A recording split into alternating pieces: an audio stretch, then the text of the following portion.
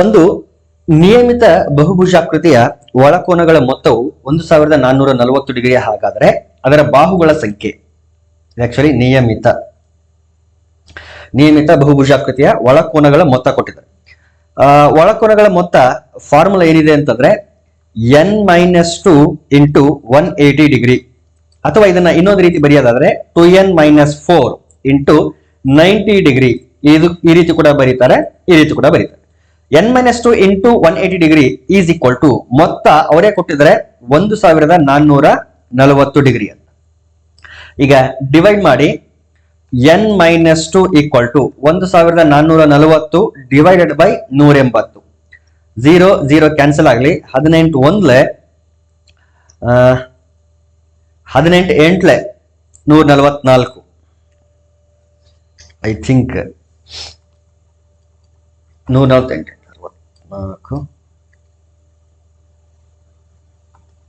S 18 8 144. So n-2 equal to 8, n equal to 8 plus 2 that is 10. ಬಾಹುಗಳ ಸಂಖ್ಯೆ ಎಷ್ಟು? 10. Option 1 correct. Next question, 8 centimetre, 9 centimetre, 12 centimetre ಮತ್ತು 19 centimetre ಅಳತೆಗಳ ಬಾಹುಗಳುಳ್ಳ ಒಂದು ಚಕ್ರೀಯ ಚತುರ್ಭುಜದ ವಿಸ್ತೀರ್ಣ.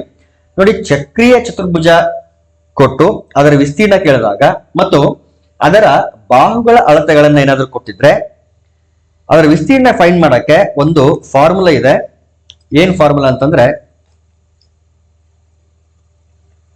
ಒಂದು ಫಾರ್ಮುಲಾ ಇದೆ. ಅದು ಏನಂದ್ರೆ ಏರಿಯಾ ಎ ಈಕ್ವಲ್ ಟು, ಇದು ಚಕ್ರೀಯ ಚತುರ್ಭುಜಕ್ಕೆ ಅಪ್ಲೈ ಆಗುತ್ತೆ, P minus A into P minus B into P minus C into P minus D. ಇಲ್ಲಿ small A, small B, small C, small D ಅಂತಂದ್ರೆ ಸೈಡ್ಸ್ ಆಫ್ ಈ ಕ್ವಾಡ್ರಿಲ್ಯಾಟರಲ್ ಸೈಡ್ಸ್ ಇರ್ತಾವಲ್ಲ, ಅದು A B C D. P ಅಂತಂದ್ರೆ ಇದನ್ನೇನಂತ ಕರಿಬೇಕು? ಪೆರಿಮೀಟರ್ನ half ಅಂದ್ರೆ A plus B plus C plus D by 2. ಈ ವ್ಯಾಲ್ಯೂ ಏನಿರುತ್ತಲ್ಲ ಅದನ್ನ ಪಿ ಅಂತ ಇಲ್ಲಿ ಟ್ರೀಟ್ ಮಾಡ್ತೀವಿ. So A plus B plus C plus D by 2 ಅದನ್ನ ಪಿ ಅಂತ ಅನ್ಕೊಂಡ್ರೆ ಎ ಬಿ ಸಿ ಡಿ ಗಳೇನಾಗಿರ್ತದೆ? ಸೈಡ್ಸ್ ಆಗಿರ್ತದೆ. ಇಲ್ಲಿ ಎ ಬಿ ಸಿ ಡಿ ಎಷ್ಟಿದೆ? 8 9 12 19 ಇದೆ. ಮೊದಲು ಪಿ ವ್ಯಾಲ್ಯೂ ನಾನು ಫೈಂಡ್ ಮಾಡ್ಕೊಂಡ್ಬಿಡ್ತೀನಿ. P equal to 8 plus 9 plus 12 plus 19 by 2.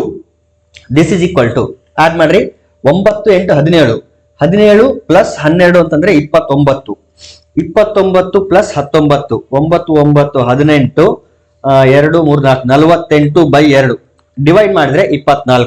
So P ಅಂದ್ರೆ 24 ಬಂತು. ಈಗ ಫಾರ್ಮುಲಾದ ಒಳಗಡೆ ಹಾಕ್ರಿ, ಎ ಇಂಟು 24 ಮೈನಸ್ ಎ ಅಂದ್ರೆ 8 into 24 minus 9, 24 minus 12, 24 minus 19. Okay, ಈಗ 24 ಮೈನಸ್ 8 ಅಂತಂದ್ರೆ 16 ಇಂಟು 24 ಮೈನಸ್ 9 ಅಂತಂದ್ರೆ 15 ಇಂಟು 24 ಮೈನಸ್ 12 ಅಂದ್ರೆ 12 ಇಂಟು 24 ಮೈನಸ್ 19 ಅಂತಂದ್ರೆ 19 5 24. ಎಸ್ 5. ಈಗ 16ಕ್ಕೆ ವರ್ಗಮೂಲ ಇದೆ, ಅದನ್ನ 4 ಅಂತ ಬರೆದು ಬಿಡ್ತೀನಿ. ಈ 16 ವರ್ಗಮೂಲ 4. ಉಳಿದಂಗೆ 15ನ್ನ 3 ಇಂಟು 5 ಸಾರಿ 3 5 15, 3 ಇಂಟು 5 ಅಂತ ಬರೀತೀನಿ. 12ನ್ನ 3 ಇಂಟು 4 ಅಂತ ಬರೀತೀನಿ. ಈ 5 ಆಸ್ ಇಟ್ ಈಸ್ ಇರಲಿ. ಈಗ ಹೊರಗಡೆ 4 ಇದೆ ಇಂಟು, ನೋಡಿ ಈ 3 ಏನಾಗ್ತದೆ? 3 ಸ್ಕ್ವೇರ್ ಆಗ್ತದೆ, 3 ಸ್ಕ್ವೇರ್. ಆ 3 ಸ್ಕ್ವೇರ್ ಅನ್ನ ಸ್ಕ್ವೇರ್ ರೂಟ್ ಹೊರಗಡೆ ತಗೊಂಡ್ಬಿಟ್ರೆ 3 ಆಯ್ತು ಅಷ್ಟೇ. ಅದೇ ರೀತಿ ಇಲ್ಲಿ 5 ಇದೆ, ಇಲ್ಲಿ 5 ಇದೆ. 5 ಇಂಟು 5 ಸ್ಕ್ವೇರ್, 5 ಸ್ಕ್ವೇರ್ ನ ಸ್ಕ್ವೇರ್ ರೂಟ್ 5 ಇಂಟು ಇಲ್ಲಿ 4 ಇದೆ, 4 ನ ಸ್ಕ್ವೇರ್ ರೂಟ್ 2. ಈಗ ಮಲ್ಟಿಪ್ಲೈ ಮಾಡ್ರಿ, 4 3 12, ಇದು 10, ಇದು 12, ಇದು 10, 12 ಹತ್ತಲೆ 120 ಸ್ಕ್ವೇರ್ ಸೆಂಟಿಮೀಟರ್, 120 ಚದರ ಸೆಂಟಿಮೀಟರ್. Option 1 correct.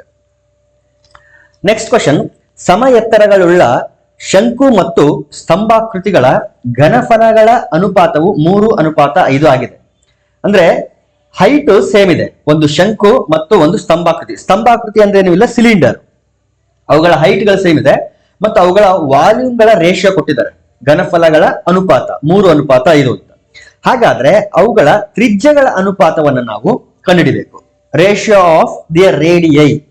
ಓಕೆ, ಈಗ ವಾಲ್ಯೂಮ್ ನ ಫಾರ್ಮುಲಾ ಗೊತ್ತಿರ್ಬೇಕು ನಮ್ಗೆ. ವಾಲ್ಯೂಮ್ ಆಫ್ ಕೋನ್ ಅದನ್ನ VC ಅಂತ ಬರೀತೀನಿ. ವಾಲ್ಯೂಮ್ ಆಫ್ ಕೋನ್ ಅನ್ನ ಅಥವಾ V1 ಅಂತ ಬರೆಯೋಣ. ಯಾಕಂದ್ರೆ ಸಿಲಿಂಡರ್ ಕೂಡ C ಅಂತಾನೆ ಬರೋದ್ರಿಂದ V1 ವಾಲ್ಯೂಮ್ ಆಫ್ ಕೋನ್ ಆಗಿರ್ಲಿ. ಫಾರ್ಮುಲಾ ಏನಿದೆ ಅಂತಂದ್ರೆ 1/3 πr²h ಅಂತ ಇದೆ. ಇನ್ನು ವಾಲ್ಯೂಮ್ ಆಫ್ ಸಿಲಿಂಡರ್ ನ V2 ಅಂತ ಕರೆಯೋಣ. ಇದ್ರ ಫಾರ್ಮುಲಾ ಏನಿದೆ ಅಂದ್ರೆ πr²h ಅಂತ ಇದೆ. ಇಲ್ಲಿ ಹೈಟ್ ಗಳು ಸೇಮ್ ಇದೆ, ಸೊ H ಅಂತಾನೆ ತಗೊಳ್ಳೋಣ. ಬಟ್ ರೇಡಿಯಸ್ ಗಳು ಬೇರೆ ಬೇರೆ ಇರೋದ್ರಿಂದ ಇದನ್ನ R1 ಅಂತ ಕರಿತೀನಿ, ಇದನ್ನ R2 ಅಂತ ಕರಿತೀನಿ. ಅವ್ರು ಕೊಟ್ಟಿದ್ದಾರೆ ವಾಲ್ಯೂಮ್ ನ ರೇಷಿಯೋ ಆಲ್ರೆಡಿ ಕೊಟ್ಟಿದ್ದಾರೆ. Therefore 1/3 πr1²h divided by πr2²h is equal to 3:5 ನ 3/5 ಅಂತ ಬರೀತೀವಿ. ಇಲ್ಲಿ ಪೈ ಕ್ಯಾನ್ಸಲ್ ಆಗಲಿ, H ಕೂಡ ಕ್ಯಾನ್ಸಲ್ ಆಗಲಿ. ನಮ್ಮ ಹತ್ರ ಉಳಿಯೋದು R1² ಇಲ್ಲಿ 1/3 ಇದೆ, ಇಲ್ಲಿ 1/3 ಇದೆ. It is equal to 3/5. ಈ 3 ಕ್ರಾಸ್ ಮಲ್ಟಿಪ್ಲೈ ಆದ್ರೆ R1²R2² ಈಸ್ ಈಕ್ವಲ್ ಟು 9/5 ಆಯ್ತು. ಅಥವಾ ಈ R1²R2² ಅನ್ನ ನಾವು R1/R2² ಅಂತ ಬರಿಬಹುದು. ಸೊ ನಾನೇನ್ ಮಾಡ್ತೀನಿ, ಇದನ್ನ R1/R2² ಅಂತ ಬರೆದ್ಬಿಡ್ತೀನಿ. ನಮಗೆ ತ್ರಿಜ್ಯಗಳ ಅನುಪಾತ ಮಾತ್ರ ಬೇಕಾಗಿರೋದ್ರಿಂದ ಸ್ಕ್ವೇರ್ ರೂಟ್ ತಗೊಳ್ಳೋಣ. ಎರಡೂ ಕಡೆ ಸ್ಕ್ವೇರ್ ರೂಟ್ ತಗೊಂಡ್ರೆ ಈ ಸ್ಕ್ವೇರ್ ಟರ್ಮ್ ಕ್ಯಾನ್ಸಲ್ ಆಗಿ ಎರಡು ಕಡೆ ರೂಟ್ ಬರುತ್ತೆ. ದೇರ್ಫೋರ್ √9/√5 ಇದನ್ನ ಅನುಪಾತದ ರೂಪದಲ್ಲಿ ಬರೆದ್ರೆ √9/5 ಅಂತ ಬರಿಬೇಕಾಗ್ತದೆ. ದೇರ್ಫೋರ್ ಅವುಗಳ ತ್ರಿಜ್ಯಗಳ ಅನುಪಾತ √9/5. Option 1 correct. Option 1 correct. Next question. ಕೊಟ್ಟಿರುವ ABCD ಚತುರ್ಭುಜದಲ್ಲಿ BC 38 centimetre, QB 27 centimetre, DC 25 centimetre ಮತ್ತು AC ಪರ್ಪೆಂಡಿಕ್ಯುಲರ್ ಟು DC ಆಗಿದೆ. ವೃತ್ತದ ತ್ರಿಜ್ಯದ ಅಳತೆಯನ್ನ ಕಂಡುಹಿಡಿಯಬೇಕು. ಚತುರ್ಭುಜದಲ್ಲಿ BC 38 ಸೆಂಟಿಮೀಟರ್. BC ಎಲ್ಲಿದೆ? ಸಾರಿ, ಇದು BC ಆಗಬಾರ್ದು ಆಕ್ಚುಲಿ. ಇದು ಒಂದ್ ನಿಮಿಷ, ಇದು ಕೊಡ್ಬೇಕಾದ್ರೆ ಚಿತ್ರನ ತಪ್ಪಾಗಿ ಕೊಟ್ಟಿದ್ದಾರೆ. ಥಿಂಕ್ ಅಂದ್ರೆ ABCD ಅಂತ ಕೊಡ್ಬೇಕಲ್ಲ, ಅಲ್ಲಿ ಆಕ್ಚುಲಿ BC 38 ಸೆಂಟಿಮೀಟರ್.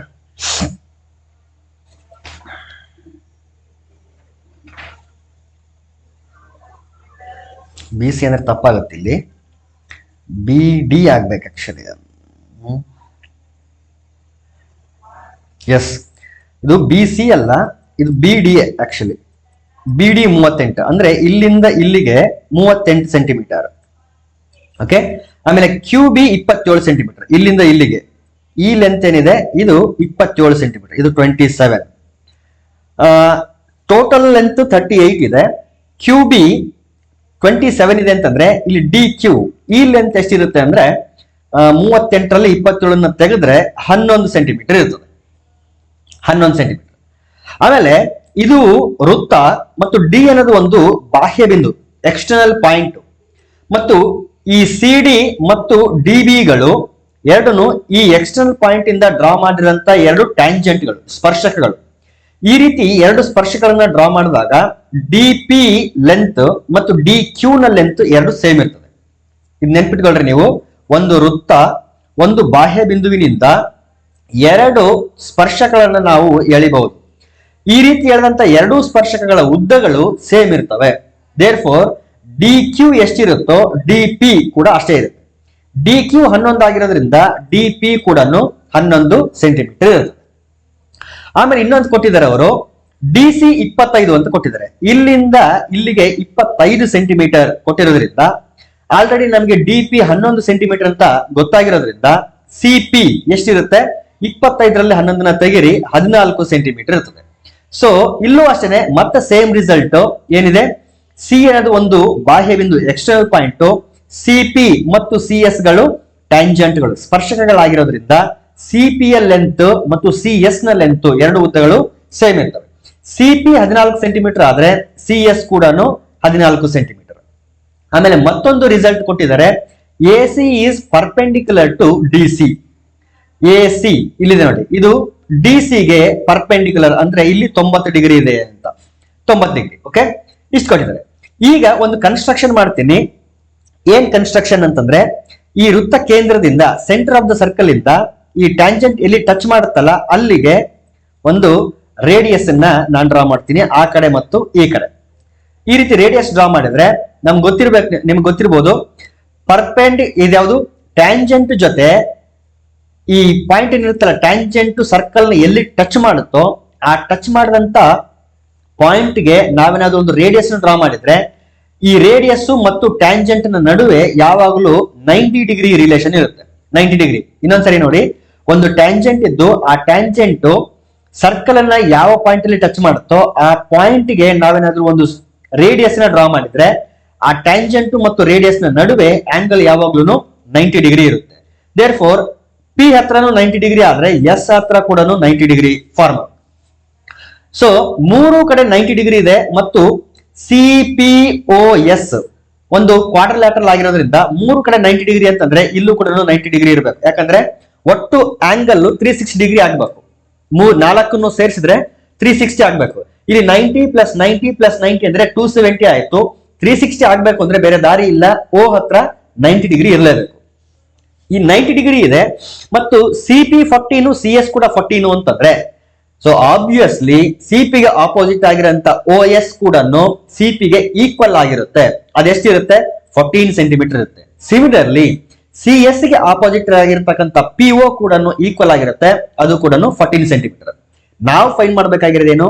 ವೃತ್ತದ ತ್ರಿಜ್ಯದ ಅಳತೆ. ನೋಡಿ, OP ಅಥವಾ OS ಇವೆರಡು ವೃತ್ತದ ತ್ರಿಜ್ಯಗಳೇ ಆಗಿರೋದ್ರಿಂದ so length of radius is equal to 14 centimetre. Option 2 is correct. Next question, XY ಮತ್ತು 6, X, Y ಮತ್ತು 6, -8 ಬಿಂದುಗಳನ್ನು ಸೇರಿಸಿದಾಗ ಉಂಟಾಗುವ ಸರಳ ರೇಖೆಯ ಇದೇನಿದು ಉಂಟಾಗುವ ಸರಳ ರೇಖೆಯ ಮಧ್ಯ ಬಿಂದುವು 9, -17 ಆಗಿರುತ್ತದೆ. ಹಾಗಾದ್ರೆ X ಮತ್ತು Y ಗಳ ಬೆಲೆಗಳು ಅನುಕ್ರಮವಾಗಿ, ಅಂದ್ರೆ ಒಂದು ಪಾಯಿಂಟ್ X, Y ಅಂತ ಇದೆ, ಇನ್ನೊಂದು ಪಾಯಿಂಟ್ 6, -8 ಅಂತ ಇದೆ. ಈ ಎರಡು ಪಾಯಿಂಟ್ ಗಳನ್ನ ಸೇರಿಸಿದಾಗ ಒಂದು ಮಧ್ಯಬಿಂದು ಇರುತ್ತಲ್ಲ, ಆ ಮಧ್ಯಬಿಂದು ಯಾವುದು ಅಂತಂದ್ರೆ 9, -17. ಹಾಗಾದ್ರೆ X ಮತ್ತು Y ನ ವ್ಯಾಲ್ಯೂಸ್ ಏನಾಗಿರುತ್ತೆ ಅಂತ. ಸೊ ಮಿಡ್ ಪಾಯಿಂಟ್ ಫಾರ್ಮುಲಾ ಗೊತ್ತಿರಬೇಕು ನಿಮಗೆ, X1 + X2/2 Y1 + Y2/2.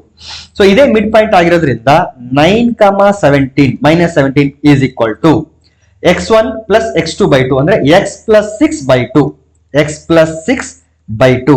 ಇನ್ನು Y1 + Y2/2 ಅಂತಂದ್ರೆ Y ಪ್ಲಸ್ ಇಲ್ಲಿದೆ -8 ಇರೋದ್ರಿಂದ ನಾನು ಡೈರೆಕ್ಟ್ ಆಗಿ Y - 8/2 ಅಂತ ಬರೀತೀನಿ. ಈಗ ಲೆಫ್ಟ್ ಸೈಡ್ ಒಂದು ಆರ್ಡರ್ಡ್ ಪೇರ್ ಇದೆ, ರೈಟ್ ಸೈಡ್ ಒಂದು ಆರ್ಡರ್ಡ್ ಪೇರ್ ಇದೆ. ಸೊ ಎರಡು ಆರ್ಡರ್ಡ್ ಪೇರ್ಗಳು ಈಕ್ವಲ್ ಆಗಿದೆ ಅಂತಂದ್ರೆ ಅವುಗಳ ಕರೆಸ್ಪಾಂಡಿಂಗ್ ಕೋಆರ್ಡಿನೇಟ್ಸ್ ಈಕ್ವಲ್ ಆಗಿರುತ್ತೆ. ಅಂದ್ರೆ X ಕೋಆರ್ಡಿನೇಟ್ ಗೆ Y ಕೋಆರ್ಡಿನೇಟ್ ಗೆ ಈಕ್ವಲ್ ಆಗಿರುತ್ತೆ. Therefore X + 6/2 will be equal to 9. Similarly, Y - 8/2 will be equal to -17. ಈಗ ಕ್ರಾಸ್ ಮಲ್ಟಿಪ್ಲೈ ಮಾಡಿ, 2 9s 18, 2 9 18, 6 ಈ ಕಡೆ ಬಂದ್ರೆ -6. ಸೊ 18 - 6 ಅಂತಂದ್ರೆ X ವ್ಯಾಲ್ಯೂ ಎಷ್ಟಾಯ್ತು? 12. X ವ್ಯಾಲ್ಯೂ ಮತ್ತು Y ವ್ಯಾಲ್ಯೂ ಅನುಕ್ರಮವಾಗಿ ಅಂತ ಹೇಳಿದ್ರಿಂದ X 12 ಇರೋದು ಒಂದೇ ಒಂದು ಆಪ್ಷನ್ ಅಲ್ಲಿ, so option 1 correct. So answer ಸಿಕ್ಕಿದೆ. Y ವ್ಯಾಲ್ಯೂ ನಾವು ಎನಿಹೌ ಫೈಂಡ್ ಮಾಡೋಣ. Y - 8 equal to cross multiply ಮಾಡಿದ್ರೆ 17 × 34 -34. Y ಈಕ್ವಲ್ ಟು -34 -8 ಈ ಕಡೆ ಬಂದ್ರೆ +8. -34ರಲ್ಲಿ 8 ಹೋದ್ರೆ -26 ಅಂದ್ರೆ -34 + 8 ಮಾಡಿದ್ರೆ -26 ಬರುತ್ತೆ. therefore Y is -26. Option 1 is correct. So this completes the question paper 2015. 2015 complete ಆಯ್ತು. ಇನ್ನು 2014 ಆಲ್ಮೋಸ್ಟ್ 2014ರ ಕ್ವಶನ್ಸ್ ನಾನು ಆಲ್ರೆಡಿ ಮಾಡಿದ್ದೀನಿ ಅನ್ಸುತ್ತೆ, ಬಟ್ ಒಂದ್ ಕಡೆಯಿಂದ ಮಾಡಿಲ್ಲ, ರ್ಯಾಂಡಮ್ ಆಗಿ ಎಲ್ಲ ಅಲ್ಲೊಂದು ಇಲ್ಲೊಂದು ಮಾಡಿರ್ತೀನಿ. Okay, next we shall start 2014.